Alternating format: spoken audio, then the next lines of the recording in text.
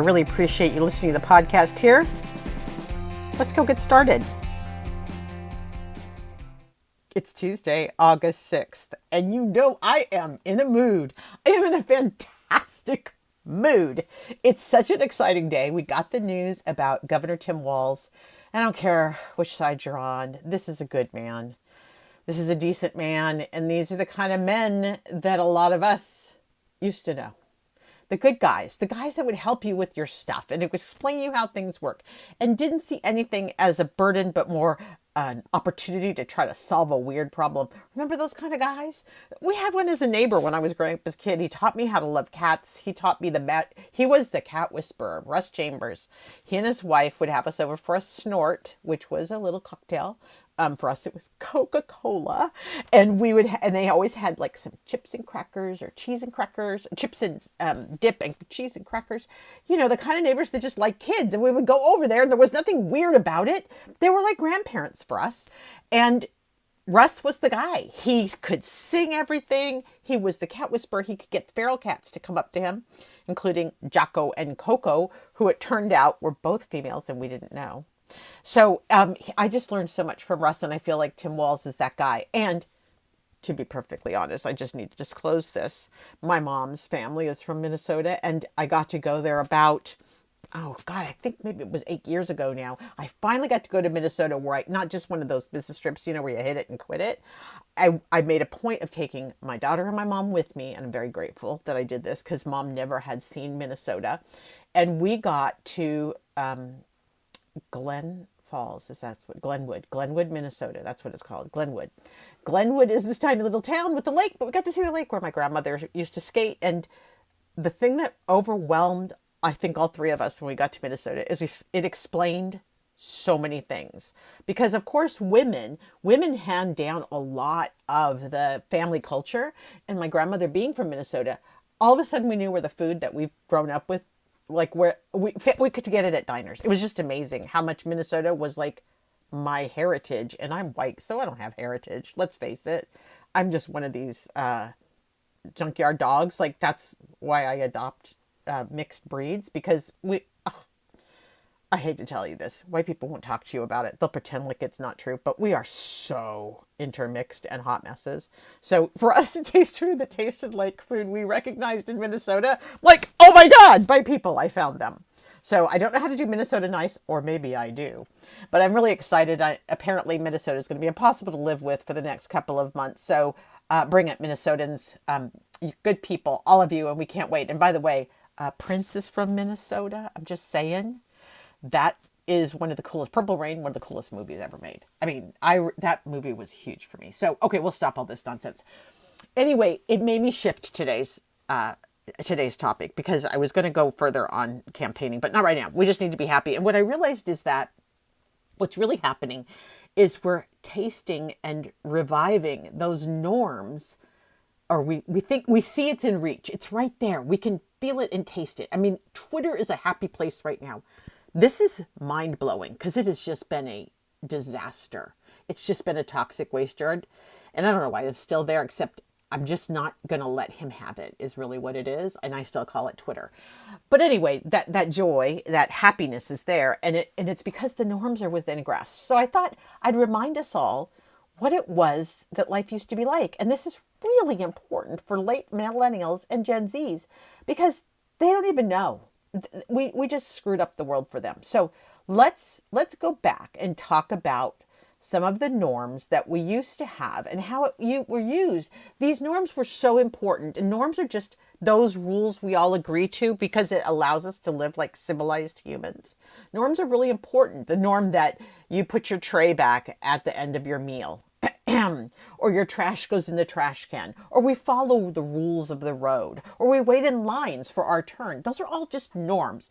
Them's the rules that we stick to. And when somebody breaks them or challenges them, they're either doing it for a reason, for a real good act up reason, saying this norm we're participating in needs to be changed. That's a really reasonable response to a norm. And the other is just because you're being a jerk. And those people, I'm sorry, I just don't have time for jerks. This country needs to move forward. We all are doing way more than we were doing 30 years ago because everything has its own app. and everything requires its own passcode, and we have to help our seniors. And our youngsters are like, you're on your own, buddy. That's what you guys did to us. So I'm telling you, it's time for us to just accept and embrace our norms because they make living so much better. So let's review. Norms aren't just guidelines for adults. They are the foundation of how we teach our children how to be citizens in a democracy. And that is a right. It's both a privilege and a right. You have a right to be a citizen if you can earn it. If you were born here or you take the test, you get the right to be a citizen. But you also have responsibility. And that's some of this, and that's respecting the norms. That's some of our responsibility. So we know, for those of us who are older, a lot of these norms were instilled in us at a young age. It was classic. We'd say the Pledge of Allegiance. We'd go to the voting booth with our parents. We'd see campaign stuff going on. We'd know if a speaker came to town, a candidate came to town, and we'd go listen to them. Like, there were a lot of things that we used to do that were really normal. And as a kid, you just saw them. They were just reinforced by the people in the world around us. It was really normal. And there was always this reverence. I don't mean it in a weird way. I just mean this appreciation for our government works in a way that is really remarkable. It's outstanding, actually. And we would, as part of being a proud American, you respected this process. That doesn't mean you always won. Holy crap. That's actually one of the best parts of looking and participating in campaigns. Losing is also really important. It gets you to clarify your messaging. It gets you to question your values. It gets you to take a look at why so many people are different than you. We have electoral college issues, and we'll talk about stuff later in the podcast. But right now, those things were really important. And as we came of age in those 80s and 90s, those of us who are older, those norms shaped how we interacted with politics. And we really did understand that compromise mattered. Like, for example, in 1986, we had the Tax Reform Act, and this was a huge bipartisan project between Reagan and the Democrats to make significant changes in the tax code. I'm not going to go over whether that was good or bad. You can go do your own research. I'm just saying, to get it done, our leaders had to work together. They also did this. We also watched it happen in very respectful discourse during the 1992 presidential election, when we had Ross Perot as an independent candidate, but we didn't get into personal tax that are very common today. So there was a third-party candidate who was taken seriously. Okay, Saturday Night Live let him have it, but I got to say, the man did put himself out there in a way that was almost impossible to not make satire. We also had a great moment in in compromise, like when Ronald Reagan had the famous challenge to the Soviet leader Mikhail Gorbachev to tear down this wall. It was foreign policy, but it also symbolized our ideals as Americans and the belief in the triumph of democracy over oppression. Remember those moments, guys? Tap that inner feeling of pride, because being an American used to be something we felt really good about. And it wasn't because we were bullies, and it wasn't because we were racist, and it wasn't because we were crybabies. It was because we wore being an American with pride, and we were willing to fight for it in terms of our ideals and our norms and our common purpose. So this common upbringing was our belief. It was a belief in the institutions of our democracy, our trust in the process, and the understanding that while we might disagree, we can always find common ground. In fact, I think my mom worked for the nonprofit Common Ground. That was a huge one. That was in the 70s. So I would have been in charge of probably licking stamps, is I think my job. Okay, yeah, and my parents always involved us in those things. Back then, we stuffed envelopes. We licked stamps because we didn't have sticky stamps. We licked envelopes, or we used those weird water bottle sponge things that they didn't let kids use because we would just, make a mess. Anyway, so now if we look, I'm going to compare a little bit the Gen X experience. And when I say Gen X, I want you to broadly take in those late baby boomers. I want you to take in, this is the Kamala Walz area. These are our people. All of the 60-year-olds in the world, plus or minus 10 years, get happy, because these are our people. And these folks had a common experience. But I want to kind of compare it to what's going on with Gen Z, who are our newest political participants, and the late millennials, because their world's been really different. So for the Gen Z generation, their political coming of age has been really different from ours. And if you don't have a kid, I'll give you some examples because my daughter, because of me, will just tell me what sucks about America. And we have big discussions about it because she is hell-bent on getting me to get it. And I remember being hell-bent on getting my parents to get it when I was her age. So I think it's really our obligation to listen to our young people and see where they're struggling, because we are not doing a good enough job of helping them out and helping them get a foothold as American families. So let's talk a little bit about Gen X to Gen Z. What their political coming of age. So these youngsters have come of age in a starkly different world from ours, and they're not really learning about government in a context of respect and compromise, because they've grown up in a time when these political norms have been completely upended. For them, the divisiveness of the 2016 election wasn't the anomaly, it was the norm. Take that in. That's the Trump Hillary election. That was all about divisiveness, and that's what they saw. For Gen Z, political discourse shifted from debate to diatribe. So, in the other layer that makes this really difficult is that social media has amplified all of these disagreements, turning what was once difference of opinions into deep divides. And these platforms like Twitter, Facebook, TikTok, Instagram have pretty much, though the others, Twitter, Facebook, TikTok, have changed the landscape of political communication. Oh, Instagram too, where the speed and reach of information can influence opinion almost instantly. So not only did they not get a good dose of the norms, and not only did we we failed to model the behavior we wanted them to follow. Let's face it, it got weird in 2016. We stopped modeling good behavior, many of us, because it just got so hard. But they also haven't seen it. They don't know what this is. This constant barrage of social media has made it harder for them to distinguish fact from fiction and has led to a more polarized society. So this is really, really important, this idea of nobody knows what's true anymore. You have to have critical thinking skills to be able to pursue that. And if you've missed out in some way, if this has not been a family value to think before you speak and to do your research, then you're missing. You as a young American are missing the tools you need to get by in a political arena. So they have seen, instead of bipartisan cooperation, they witnessed government shutdowns and political gridlock. And they've also seen the rise of alternative facts. That was their reality as growing up. So we need to do a lot to help bring them forward. In fact, I love watching David Hogg. He's a survivor from Parkland, and he has become a political activist, which is really remarkable for someone his age. He has managed to pull together a lot of Gen Z, late millennials. I think he's actually a late millennial, but maybe he's a Gen Z, and pulled them together and showed them how you take civic action. So what have been our norms? Let's just review norms. Maybe me using the word, you don't even know what the heck I'm talking about. And for that, I'm very sorry. The first norm, and these are not in any particular order, is bipartisanship and compromise. And I'm going to give you two quick examples. In 1986, way back, the Tax Reform Act was what was negotiated between Ronald Reagan and the Democrats with Tip O'Neill. I do not love Tip O'Neill, but it demonstrated how leaders could work across party lines to achieve meaningful legislation.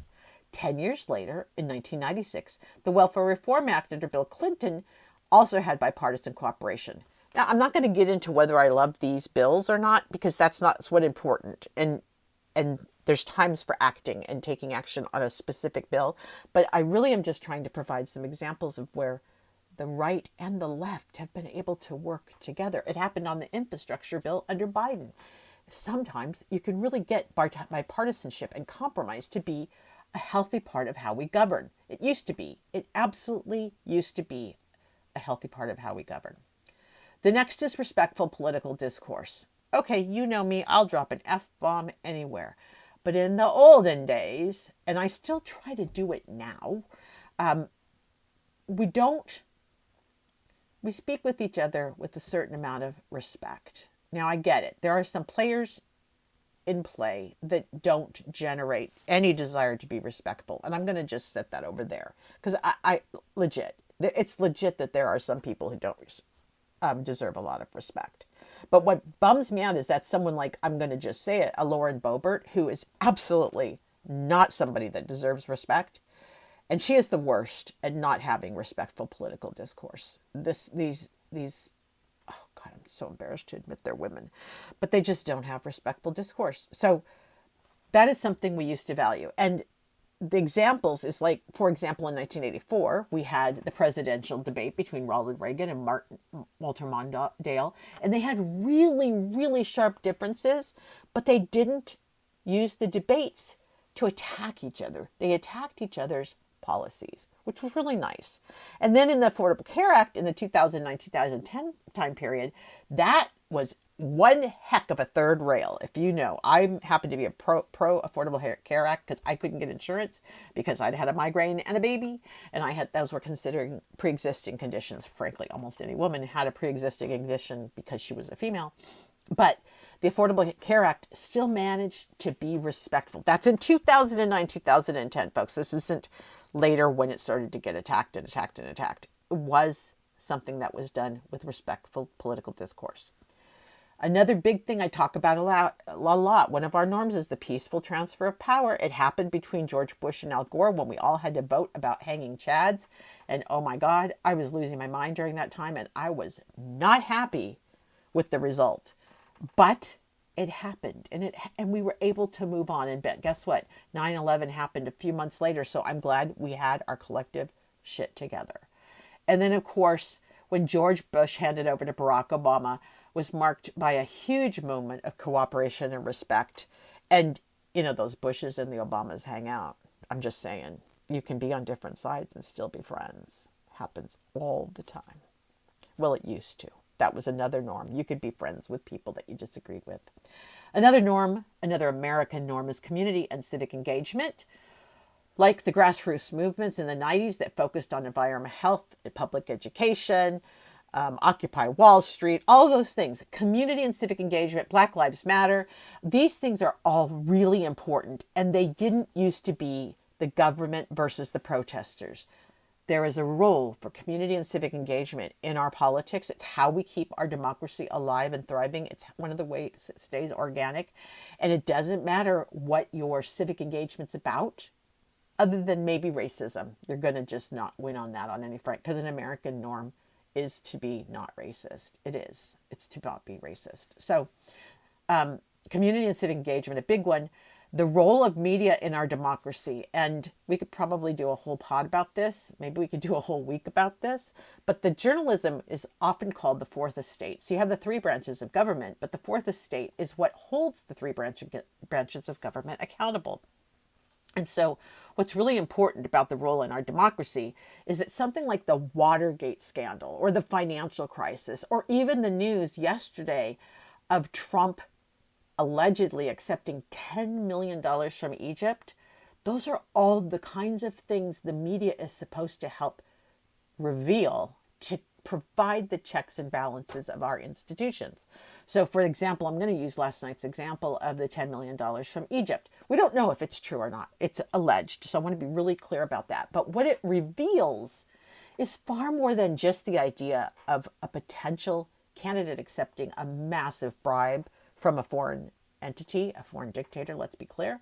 But it also revealed that our Department of Justice caved. Bill Barr leaned on them and they caved. They let him, instead of charging him with obstructing justice, they let him get away with shutting down an investigation. And that's the role of the media in our democracy, to hold the institutions accountable in that way. And in this case, hold the Department of Justice accountable for letting Bill Barr be a big bully. And then finally, one of my favorite American norms. This is like the essence of who I am. It's the reason I do podcasts, because I just love learning and I love trying to make us all better. I'm still an eternal optimist. I'm a compulsive optimist, I call myself. Even when I'm down, I still manage to be optimistic, which is really bad. I mean, it's pathological how optimistic I am. But the American norm and the American value that we all have is the idea of Americans reach for the stars. And that is that idea that we can do it. And it's absolutely what powered the space race. And it made us, let's face it, guys, we felt invincible. We felt badass. Americans were in the space race and we felt really good about it. And there was lots of benefits. We also had the Camp David Accords where President Carter worked hard to broker peace. Everybody says it can't happen, but you know what? It takes optimists and it takes this idea of reaching for the stars to at least try. You have to try. So, and then of course in America, we take great pride in our ongoing push for innovation and technology and medicine and internet and cancer treatments and all these things that we do that's knowledge-based work that really is something that America stands for. So, okay, I'm going long, but I'm really excited about this topic. So, guys, here's the deal. This all comes down to civic engagement, and it doesn't have to be big. In the old days, it used to mean coming together in town hall meetings, wear a mask, community service, voting. You had a sense of pride in participating in the process. You would never say, I'm not voting. I'm not voting is just like, how could you not? What is wrong with you? It's one of the most glorious things we got, one of the biggest privileges. There are people in other countries who would kill or immigrate miles, thousands of miles to come here for the ability to vote.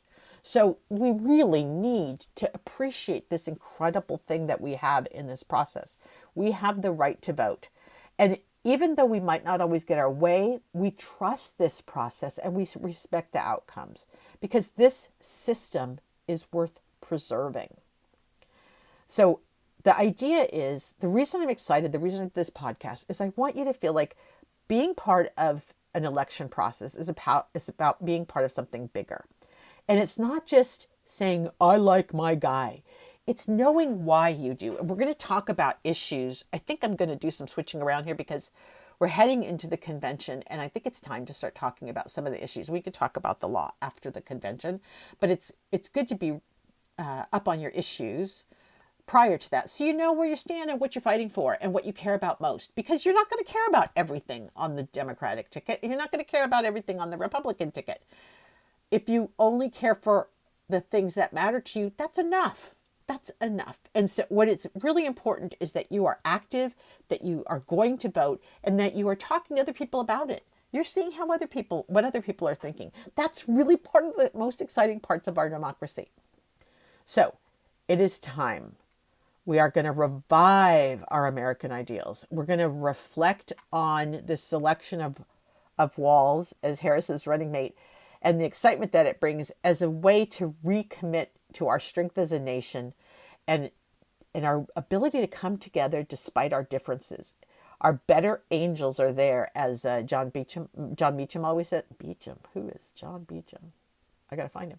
John Meacham always says is that look to our better angels. And what he's really meaning is look to the goodness in your heart. Look to what makes us good and you good and the people next to you good. And I probably just hit the microphone because I talk with my hands. I'm so sorry. But this is our chance, guys. And I want you to be encouraged about your role in democracy. I want you to feel really good about it. We don't have to agree on everything, but we can agree on this, that restoring our democratic norms, restoring civility, having fun, smiling again, laughing, feeling joy, lifting each other up. This is what America is about.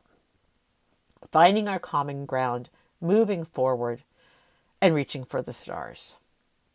I hope you enjoyed today's podcast. I am fired up. Please share this podcast with other people. If you think they will enjoy it, I would love this to go far and wide. Thank you for listening. Thank you for listening to today's podcast. Make sure you subscribe and rate, and I'll be back with another episode really soon.